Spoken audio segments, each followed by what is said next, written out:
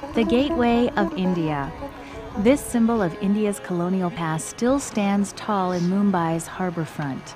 Yet India today is a mix of the past and the present. In major cities, you can find the latest in modern technology, while in rural areas, people still use what worked for their forefathers. While most of India's population is Hindu, there's a large Muslim population, and Buddhism also traces its roots to India. Despite its ancient history, today this country of more than 1 billion people is moving rapidly through a new gateway, a gateway into the future, a future that looks to its children.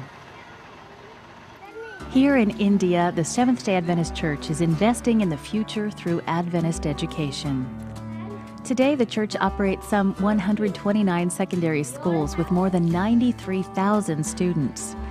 In schools like this one in Khurda, children are getting an education that will better prepare them for the future. Here, students live out their daily lives, eating, studying, and doing their daily chores. They are fed physically, intellectually, and spiritually, learning about a God who loves them. Even though many students come from poor families who have so little, they still give their offerings to help others learn about Jesus. Of some 900 students attending this school, only about 400 come from Adventist families. Behind the dreams and hopes of each child are stories.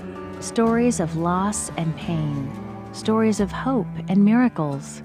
Stories of love and happiness. But their stories are still being written.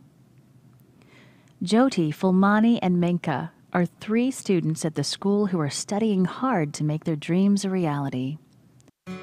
When she was 6, Jyoti remembers her mother getting sick and going to the hospital. She never came home again. Jyoti's father and aunt sent her to a Christian boarding school where she learned about God.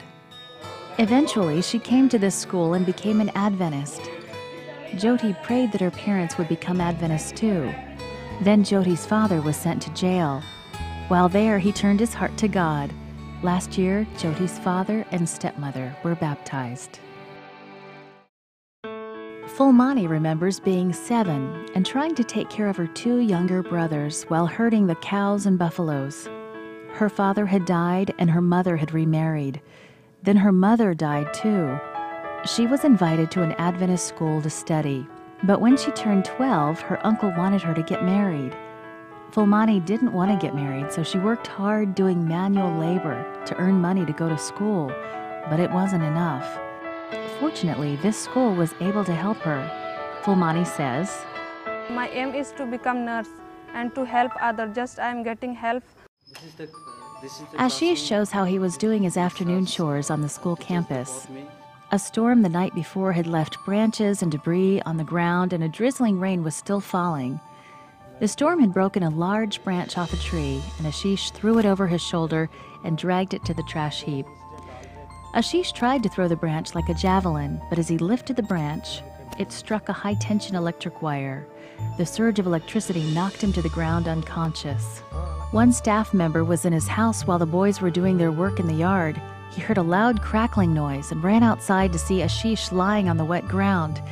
He picked Ashish up and felt the lingering electrical charge. He carried Ashish to the closest classroom and started praying and applying first aid. A few minutes later, Ashish coughed and asked, "What happened to me?" Today, Ashish is an active young man. He shows where his hand and feet were burned. He doesn't know why he survived, but he's grateful. He believes God has a plan for his life, and he's dedicated his life to serving him. Whatever he has done in our life. These are just a few of the many stories of children in India. Children with hopes and dreams for the future. Thanks to Adventist education, they have an opportunity of a better future.